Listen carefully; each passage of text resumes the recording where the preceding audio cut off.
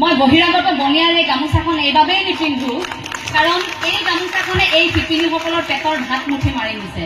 এতিয়া প্ৰতিগৰাকী অসমীয়া অন্তত এই গামোচাখন দোকানৰ পৰা কিনোতে যিসকলে লৈ আছে পাৱাৰলুমৰ গামোচা অন্তত আপোনালোকে দোকানত সেইখিনি এতিয়া চাবলৈ শিকক।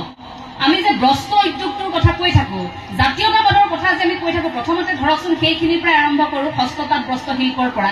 আমি আজিলৈকে গামোচাখনকে চিনি নাপালো, কোনখন পাৱাৰলুমৰ, কোনখন হেণ্ডলুমৰ, অৰ্থাৎ কোনখন তাঁতীশালত বোৱা, কোনখন মেচিন মেড, মেচিনেৰে বনোৱা।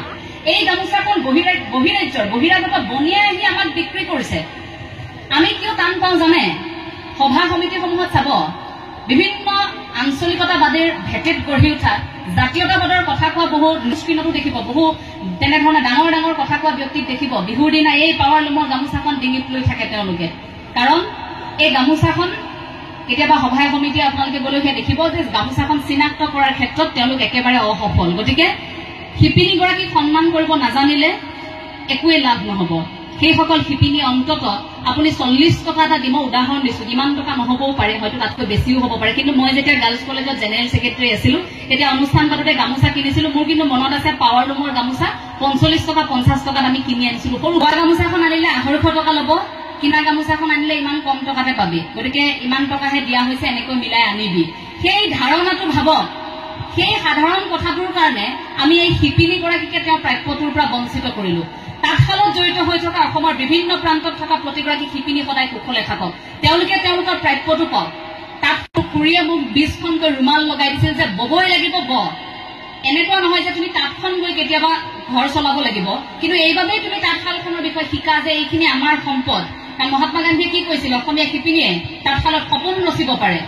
আপুনি এই শালখনৰ সৈতে আপোনাৰ সম্পৰ্কটো থাকিব লাগিব, ঢেঁকীশালৰ সৈতে আপোনাৰ সম্পৰ্ক থাকিব লাগিব।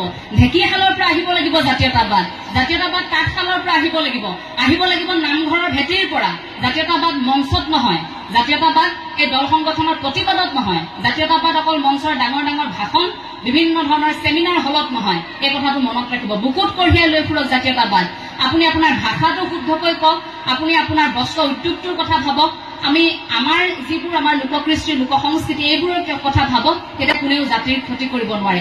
আমি কিয় কৈ থাকো মুখৰ ভাষাটো আনে কাঢ়ি নিব।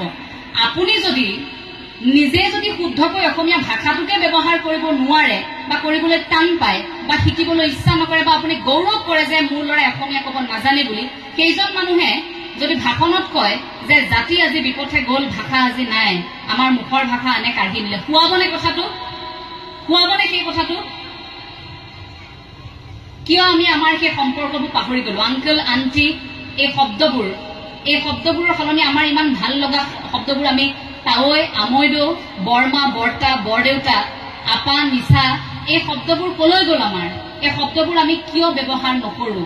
আমাৰ ভাল লগা কথাবোৰত আমি কিয় অসমীয়া শব্দটো ব্যৱহাৰ নকৰো? অসমীয়া কথা কোৱা মানে আপুনি এনেকুৱা নুবুজায় যে উচ্চ শিক্ষিত একাংশ ব্যক্তিৰ সৈতে বহি আছে, আপুনি দুষাৰ ইংৰাজীত পাতিব নোৱাৰিলে মানে এনেকুৱা নহয় যে আপুনি অশিক্ষিত। আপুনি অন্তত সেই ব্যক্তিসকলৰ সন্মুখত বুকু ফিন্দাই অন্তত অসমীয়া দুষাৰ কথা শুদ্ধকৈ কৈ আহক। আপুনি চাব আপোনাৰ যিমান ভাল লাগিব যে জাতিটোৰ ক্ষেত্ৰত অন্তত মই ভাষাটোৰ ক্ষেত্ৰত এইখিনি কাম কৰি আছো, সেই সুখটো কিন্তু বৰ বেলেগ ধৰণৰ। অন্তত অসমীয়াত কথাবোৰ লিখিব